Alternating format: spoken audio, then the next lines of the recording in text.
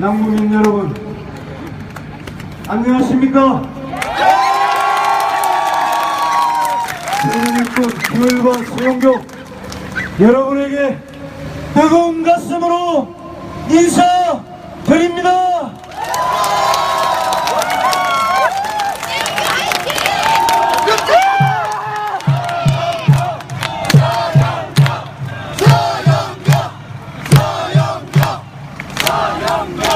감사합니다. 여러분의 연호가 여기에 서 있는 저 한 사람을 위한 연호가 아니라 이 자리에 계신 한 사람 한 사람 모두의 열망과 또 바라는 기대 그리고 소망이 다 담겨 있는 그런 뜻으로 받아들이겠습니다. 그래서 여러분이 연호를 해주시고 박수를 칠 때마다 한편으로는 기분이 좋으면서도 또 한편으로는 두 어깨가 무거워집니다. 제 어깨에 천근만근을 지더라도 여러분과 함께 남구와 부산 그리고 대한민국의 미래를 열어가는 길에 여러분과 함께 하겠습니다.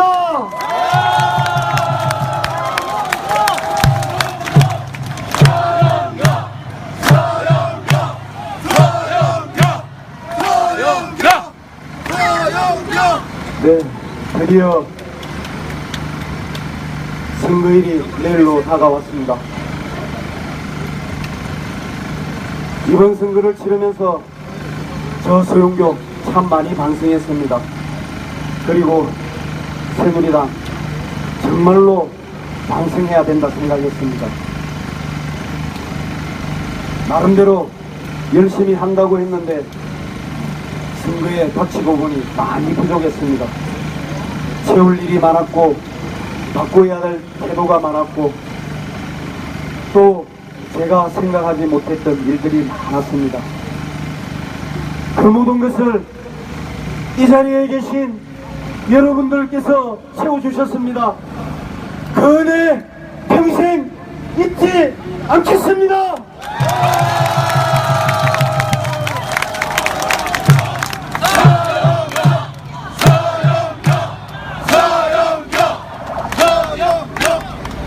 여러분, 진심으로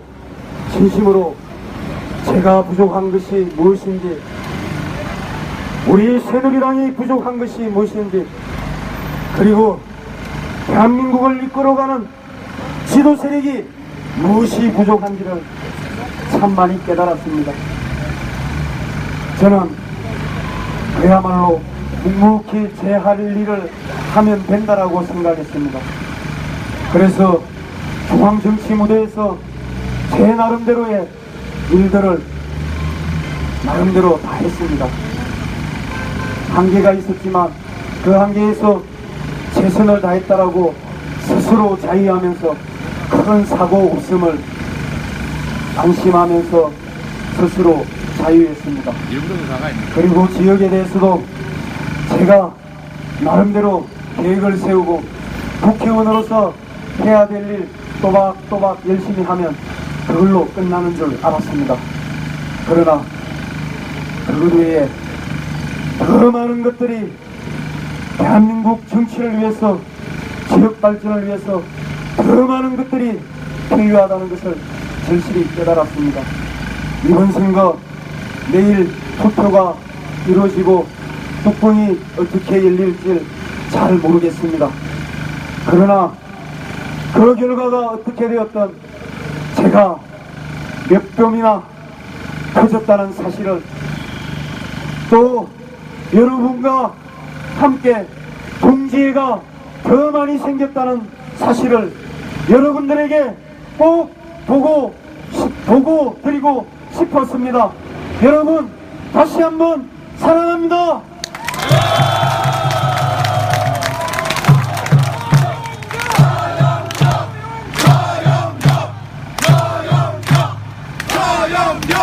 이번 선거 전에 가장 중요한 문제는 공천 과정에서 새누리당이 보여줬던 오만과 건방이었습니다. 이것 때문에 오랫동안 새누리당을 지지했던 분들이 우리 곁을 떠났습니다. 그분들을 모셔오는데 너무나 힘이 들었고 모두가 나서서 용서를 빌었음에도 불구하고 아직도 다 누그러지지 않았고 다 돌아오지 않았습니다. 절을 하고 많은 행위를 하면서 용서를 빈다고 해결이 되는 문제였는지 나중에 다시 곰곰이 되짚어 봐야 되겠습니다만 선거를 치르는 사람으로서는 그것밖에 할 수 없었던 것 같습니다. 여러분, 이제 정말 잘하겠습니다.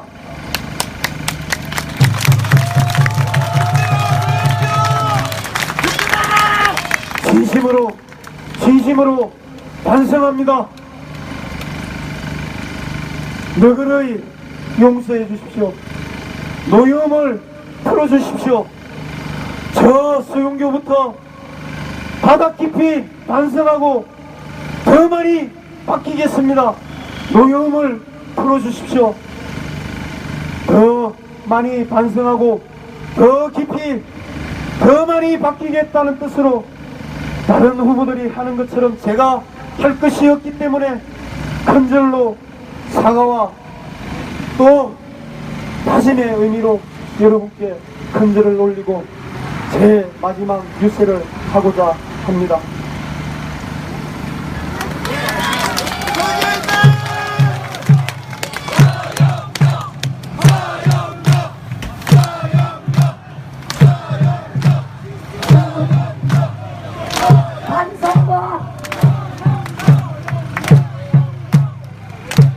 반성과 사고의 절을 올립니다. 더 많이 바뀌고 더 많이 국민을 섬기고 더 많이 서민의 곁에 있고 더 나은 나라를 만들기 위해서 저 소윤교 궁굴쇄신 또 궁굴쇄신하겠습니다. 끝까지 곁을 지켜주신 여러분 감사합니다. 여러분과 함께 철저하게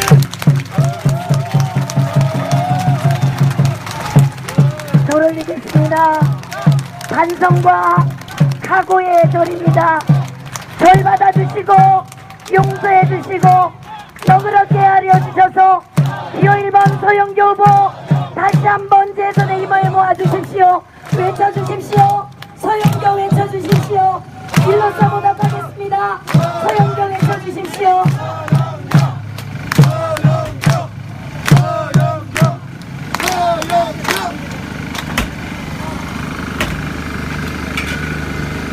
제가 28살의 나이에 신한국당 공채시험에 합격해서 정치권에 입문했습니다. 그로부터 20년이 넘는 시간 동안 어느 누구보다 명석하고 전국에 밝고 위기에 빠진 당을 구하는데 나름대로 일조를 했다고 생각했습니다. 한마디로 똑똑하다고 자부를 했습니다. 그러나 이번에 정치는 머리로 하는 것이 아니라 가슴으로 한다는 것을 다시 한번 뼈저리게 느꼈습니다. 그것을 여러분께서 깨우치게 해주셨습니다. 그리고 우리 남구를 발전시킬 브랜드 디자인을 지난 4년 동안 연구해 왔습니다. 많은 전문가들과 토론을 했습니다. 그 브랜드 디자인을 반드시 펼쳐보고 싶었습니다. 그러나 여러분들이 다 받아들이지 못했습니다. 처음에는 여러분들이 저를 이해 못해준다고 제가 가까이 우리 보사진부터 가까이 있는 당원들을 원망했습니다. 그러나 정작 현실을 살아가고 있는 사람은 브랜드 디자인이 아니라 남구 발전에 필요한 브랜드 디자인이 아니라 현실에 발딛고 살아가는 선인의 아쉬운 요것과 같은 조그만 그 무엇 하나하나가 쌓인 정책이란 사실을 이번에 뼈저리게 느꼈습니다. 여러분, 반성합니다. 다시 한번 기회를 주십시오.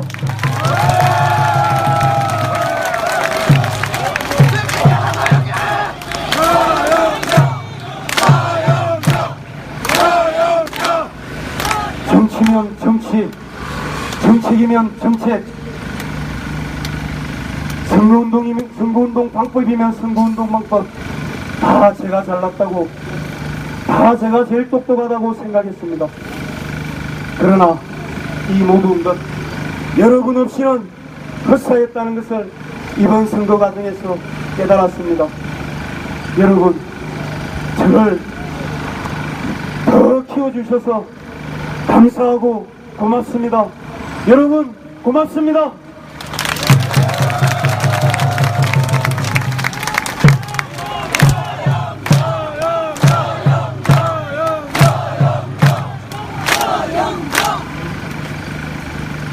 오늘 여러분들께 말씀드리기 위해서 주변에서 써준 문구가 11장입니다. 그런데 이걸 오늘 몇 번 읽어보니까 도저히 제 마음 같지 않아서 지금 제가 예정이 없던 제 말을 함으로써 마지막 유세를 마치고자 합니다. 지금 대한민국은 크게 두 가지 위기에 빠져 있습니다.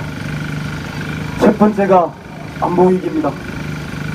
여러분, 군사정권이 이 안보 문제를 정가의 고도처럼 써왔기 때문에 이번 2월 구정을 보십시오. 장거리 미사일을 쏘고 있는데도 우리는 너무나 태평스럽게 민족의 명절 설날을 보내고 있었습니다. 그러나 여러분, 만약에 거기에 핵탄두를 장착해서 한반도 어디를 날린다고 한다면 대한민국 국민 5천만 명의 목숨이 위태로울 수도 있었습니다. 그런데 우리 대한민국은 지난 22년간 군사정권이 이것이 마르고 닳도록 써놓았기 때문에 지금 안보 불감증, 안보 둔감증에 빠졌습니다.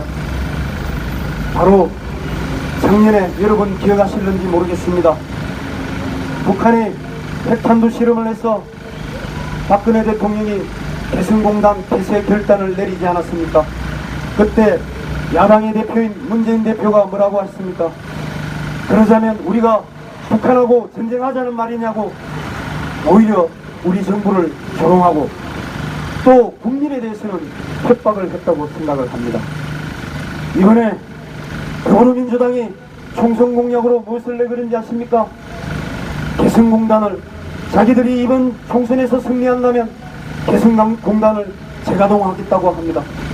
여러분, 개성공단을 재가동하면 1년에 1억 불씩 김정은의 품 안으로 떠들어갑니다. 그러면 김정은은 더 많은 핵폭탄을 만들 것입니다. 이제는 수소폭탄까지 만들 것입니다.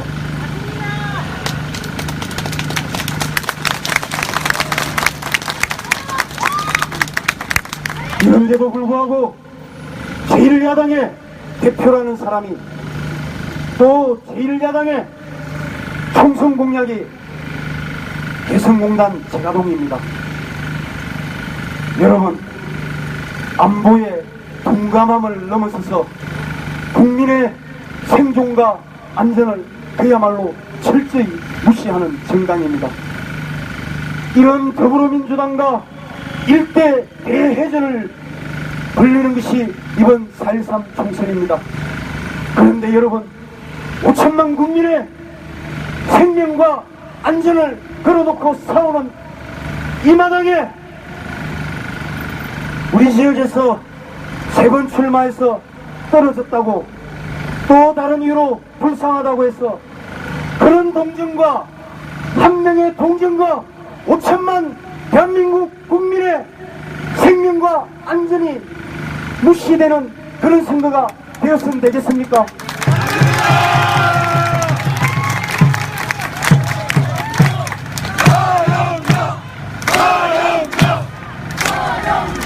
그런데 제가 선거 곳곳을 돌아다니면서 동정론이라는 것을 들었습니다.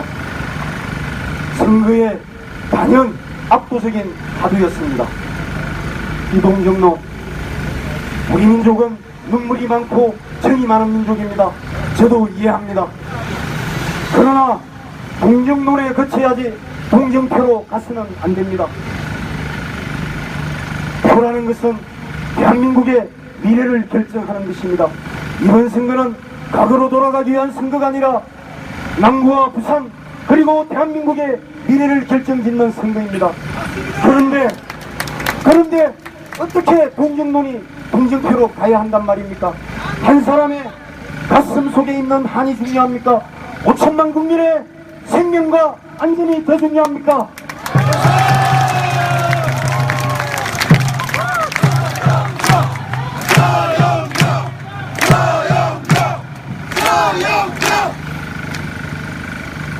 여러분, 그러나 아쉽게도 선거 곳곳에 동정론이 스며들었고 또 대대로 우리 민족은 말씀드린 것처럼 감정이 풍부한 민족입니다. 깨어있는 여러분께서 내일 6시까지 그것을 막아주셔야 됩니다. 막아주실 수 있겠습니까?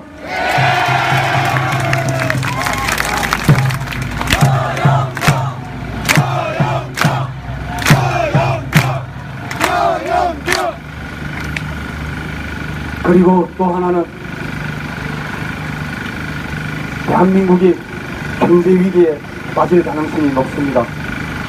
여러분, 많은 전문가들 이야기를 들어보면 지금 전 세계 경제 중에 그래도 괜찮은 대한민국 경제가 이렇습니다. 여기에서 마음 편하게 살고 계시는 분, 장사가 예전과 같고 소득이 예전과 같은 분 과연 몇 분이나 됩니까? 다들 힘들지 않습니까? 그런데 대한민국 경제가 전문가들은 좋다고 합니다. 우리는 누구나 살기 힘든데 말입니다. 이게 끝이 아니라 전문가들은 이제 본격적인 위기에 들어갈 가능성이 있다고 합니다. 그러면 우리는 어떻게 살라 말입니까? 힘없고 돈 없는 서민들은 어떻게 살겠습니까? 이번 선거 내내 경제에 관한 이야기 단 한 번도 들어본 적이 없습니다. 경제위기가 미국에 올 텐데도 경제위기에 대해서 걱정하는 목소리를 들어본 적이 없습니다. 여러분, 박근혜 정부 저 무조건 옹호하고 싶은 생각 없습니다. 누가 나에게 싸움을 걸어온다면 누구보다도 앞장서서 옹호하겠지만 지금 이 자리에 계신 여러분들께 제가 옹호하기보다는 박근혜 정부가 과연 뭘 하고 있는가를 말씀드리고 싶습니다. 박근혜 정부 출범하고 나서부터 다 인기 없는 일만 합니다. 왜 그렇겠습니까? 미국에 닥칠 경제 위기를 대비하기 위해서입니다. 노동법 여러분 통과시켜 보십시오.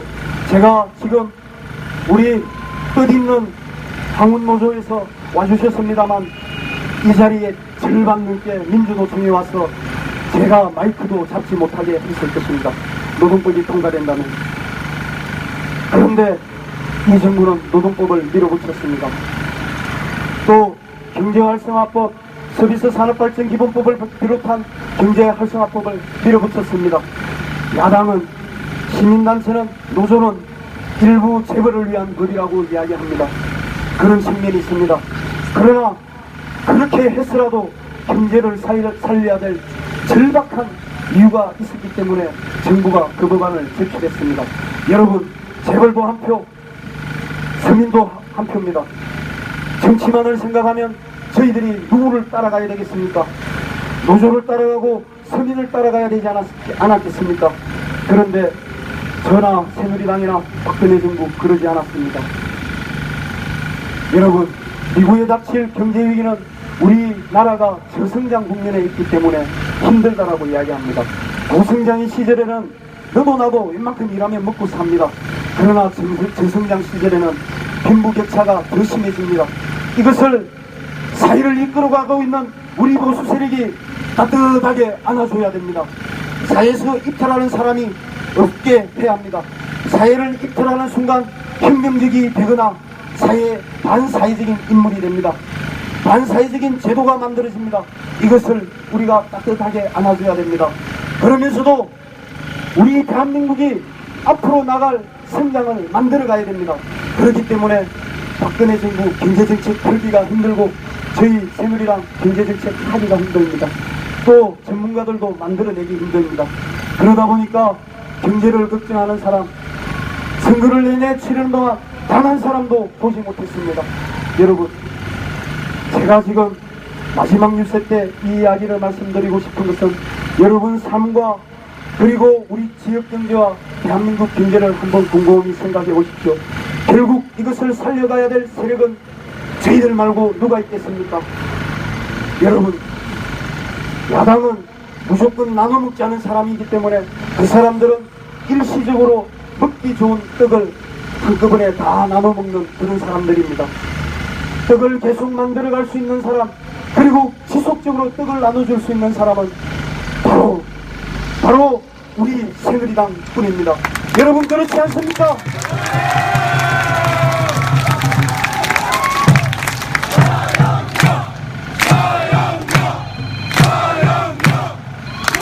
여러분, 서비스 발전 기본법이 가장 대표적입니다. 모든 종진국이 선진국으로 건너간 나라들은 제조업에서 서비스업으로 발전해 갔습니다. 그래서 우리나라도 2012년 7월 달에 이 법안을 냈던 것입니다. 바로 박근혜 정부가 낸 것이 아니라 이명박 정부 시절에 이명박 정부가 정부 입법으로 낸 것입니다. 그런데 4년이 넘는 동안 야당은 이 법안을 발목을 잡고 있습니다. 여러분, 우리 부산만 예를 들어 보십시오. 부산 제조업체 취직할 때가 어디 있겠습니까? 일자리가 어디에 있습니까? 명색이 제2의 도시에 200대 기업 안에 드는 기업이 4개밖에 없습니다. 한진, 르노, 부산은행, 남부발전. 이러다 보니까 한 해 6만 명이 부산에서 대학을 졸업하는데 2만 명이 넘게 부산을 떠납니다. 왜냐? 제조업체에서는 더 이상 일할 데가 없기 때문입니다. 부산에 꼭 필요한 법안, 대한민국에 꼭 필요한 법안이 바로 서비스업입니다. 관광, 의료, 교육이 서비스업의 핵심입니다. 부산은 천혜의 바다를 끼고 있고 의료 수준이 높으며 해양금융이 들어와 있습니다. 그리고 교육 수준이 높습니다. 바로 서비스업을 펼치기 가장 좋은 도시가 부산입니다. 해마다 2만 명이 넘는 우리 젊은이가 부산을 떠나지 않아도 됩니다. 그런데 이것을 4년 넘게 발목을 잡고 있습니다. 왜 잡고 있겠습니까? 젊은이들이 취직을 못해 일자리를 못 구해 좌절하고 희망을 잃어야, 불만 세력이 더 많이 생겨야, 그리고 국민 생활이 더 팍팍해져야 야당은 자기들이 집권한다고 생각하기 때문입니다. 자기들의 집권 목적이 우선이지 국민의 인생이나 젊은이들의 소리 없는 피눈물은 돌아보지 않는 사람들인 것입니다. 이 서비스 산업발전기본법 반드시 통과시켜서 새로운 일자리를 만들어야 됩니다. 이번 총선공약 보십시오. 야당은 전부 다 일자리를 쪼개기입니다. 경찰을 늘리고 소방공무원을 늘리고 복지공무원을 늘리기 위해서 이것이 34만 5천 개, 그리고 각종 인턴 지속될 수 없는 일자리들을 25만 개, 그리고 몇 개 붙여서 70만 개 만들겠다고 공약합니다. 전부 다 일자리 쪼개기입니다. 그러나 새누리당의 공약은 다릅니다. 일자리를 만들자는 겁니다. 일자리를 쪼개면 50대와 60대, 20대와 30대가 세대전쟁을 해야 됩니다. 아버지와 아들을 갈라놓는 이런 정책이 제대로 된 정책입니까? 일자리를 새로 만들어서 젊은이들에게 일자리를 줘야 합니다. 일자리를 구하지 못해서 속으로 피우름을 삼키는 이 땅의 젊은이들의 미래를 생각해야 됩니다. 여러분, 그렇지 않습니까?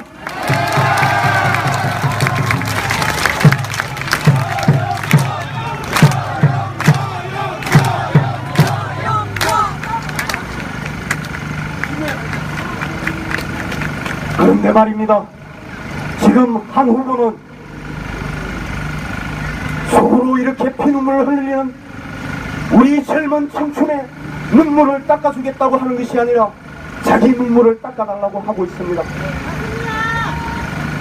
제가 4년밖에 안 해봤지만 국회의원은 내 눈물을 내 손으로 닦는 것이 아니라 내 눈물은 속으로 감추고 어렵고 힘든 국민, 아프고 좌절하는 우리 젊은이들을 위해서 피눈물을 흘리는 그것이 바로 국회의원입니다.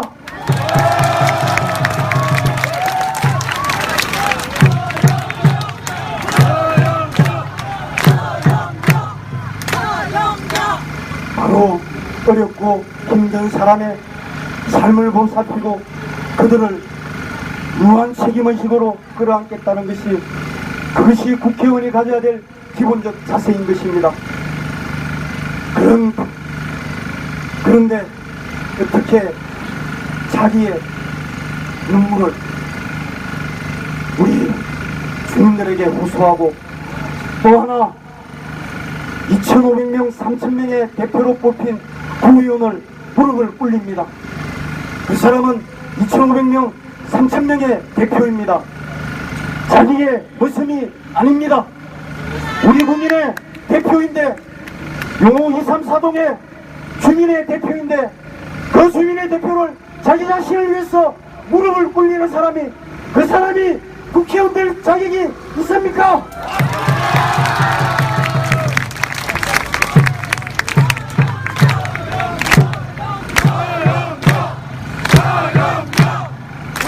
제가 4년 전에도 그랬고 이번에도 그랬고 절대 네거티브는 안 한다고 안 하려고 했습니다.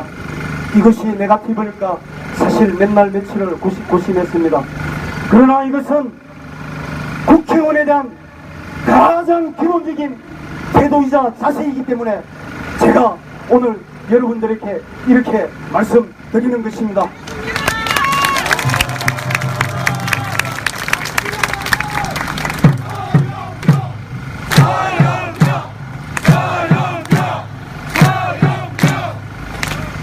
여러분, 이번 선거에서 안보위기가, 경제위기가 자취를 감춰서 제가 정말 당황스럽고 힘들었고 또 어찌할 줄 몰랐습니다. 오늘 마지막 이 자리에서 여러분들에게 원없이 이야기하는 것 같습니다. 대한민국의 국회의원은 바로 우리 주변 국가에 있는 일본, 러시아, 중국, 미국 이 사강대국에 나와 같이 정치하는 사람과 경쟁해야 되는 사람입니다. 우리끼리 헐뜯거나 우리끼리 싸울 사람들이 아닙니다. 대한민국의 생존을 보위하고 그 나라의 강대국의 젊은이들과 경쟁을 해서 대한민국의 안전을 막고 경제성장을 지속적으로 이루어가는 것이 대한민국 국회의원의 역할입니다. 저는 늘 저 야당의 의원들이 또 야당의 후보가 경쟁 상대가 아니라 중국과 러시아와 일본과 미국의 국회의원이 제 경쟁 상대라고 생각했습니다. 그러나 우리 정치 현실은 그렇지 못했습니다. 맨날 야당하고 경쟁해야 되고 여기 내려왔어도 야당의 후보가 가면 저도 가야 되고 야당의 후보가 이런 걸 써붙이면 저도 써붙여야 되고 너무나 힘들었습니다. 그 정치 현실을 그러나 저는 원망하지 않고 이번에 철저히 제 것으로 배워갔습니다. 그러나 제 마음속 깊은 데서는 여러분들의 대표로서도 부끄럽지 않아야 될 뿐만 아니라 대한민국의 대표로서도 부끄럽지 않게 일본, 중국, 미국, 러시아의 정치인들과 언제든지 겨룰 수 있도록 제 실력을 연마해 가겠습니다. 여러분, 제가 사기 노라면 모르겠지만 삭수가 있다라고 생각하시면 저를 그름 주고 물 주고 좀 키워주십시오. 딴 데 절대 한눈 팔지 않고 올곧게 대한민국의 정치인으로 자라겠습니다.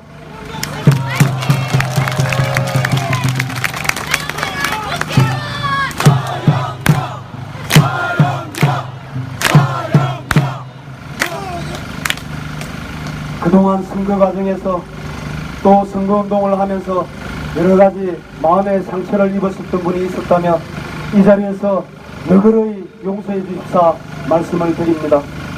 자리 문제부터 사무실 이용부터 여러 가지 부족한 것이 많았습니다. 미숙한 저를 탓해 주시지 다른 분들과 그런 감정에 찌꺼기 남기지 않았으면 좋겠습니다. 그리고 우리 선거운동원 여러분, 자원봉사자 여러분, 여러분과 함께 도락을 함께 하게 되어서 기뻤습니다. 여러분들이 있어서 행복했습니다. 고마웠습니다.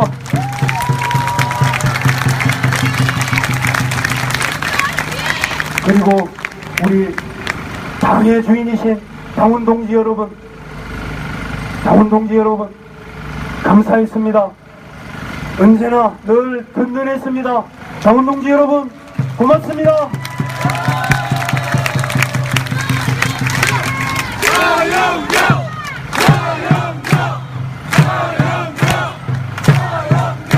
그리고 이 자리에 함께 하여 주신 여러분, 제가 안보 위기와 경제 위기에 대해서 말씀드렸습니다.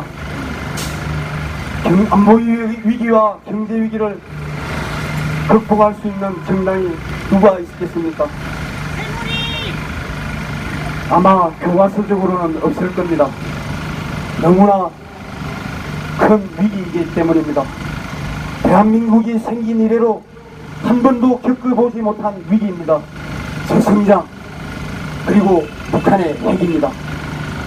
한 번도 겪어보지 못한 위기이기 때문에 혼란스러울 겁니다. 그러나 여러분, 현실을 곰곰이 생각해 보십시오. 최선이 아니면 사선이요, 사선이 아니면 차차선이요, 차차선이 아니면 차악입니다.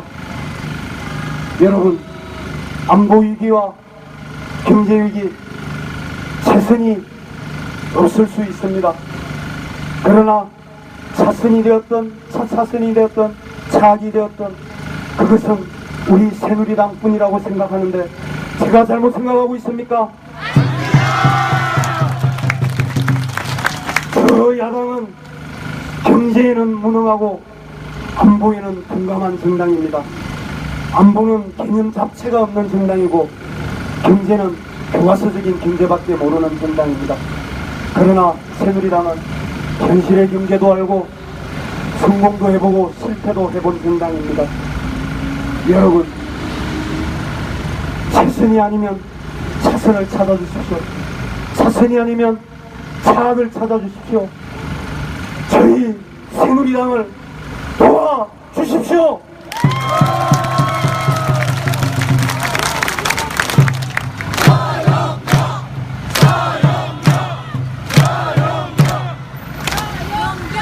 여러분, 지난 13일간 제가 여러분들의 뜻에 다 따르지 못하고 또 저도 제 마음대로 다 하지 못한 부분이 있습니다.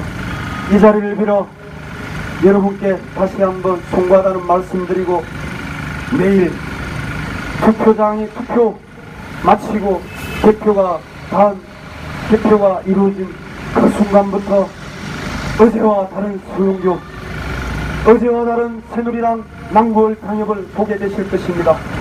이 자리에 계신 여러분과 함께 달라진 수용교와 달라진 새누리당과 함께 우리 남부의 발전과 대한민국의 미래를 만들어 가겠습니다.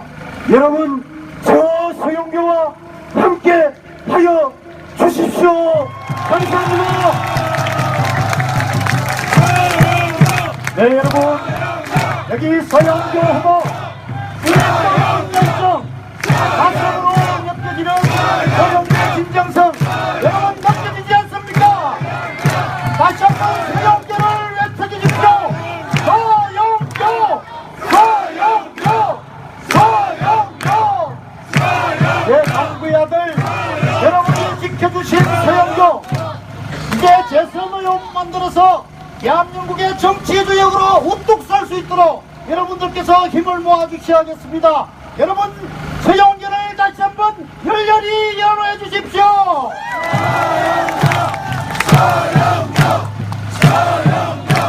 정말 감사합니다. 지난 13일 동안 선거운동을 하시면서 우리 남부의 큰 일꾼들이 함께했습니다. 시의원이신 박재본 시의원님, 그리고 오은택 시의원님, 송상일 구의원님, 김광명 부의원님, 그리고 박미신 부의원, 정동환 부의원 모두 함께 여러분 우리 서영교과 함께 여러분께 담례하겠습니다. 우리 선대위원장을 맡으신 전상수 전 부청장님도 함께 오셔서 여러분과 함께 마지막으로 인사를 드리겠습니다. 여러분 다같이 함께 큰 박수로 함께 주시기 바랍니다. 우리의 사람들은 함께 입술이 드립니다. 이분들이 있기에 우리 남편들이 분들이 있고 수영조가 있습니다. 여러분 이 남구학군 서영조 앞으로 여러분들과 함께하면서 자랑스러운 남구의 미래를 열어갈 것입니다. 이제 내일 4월 13일 여러분의 따뜻한 한 표 손에 손잡고 투표장으로 가셔서 서영도를 선택해 주십시오. 우리 남구의 미래, 대한민국의 미래, 서영도와 함께 희망찬 미래를 열어갑시다. 여러분 남구는 서영도입니다. 이제 대세는 서영도입니다.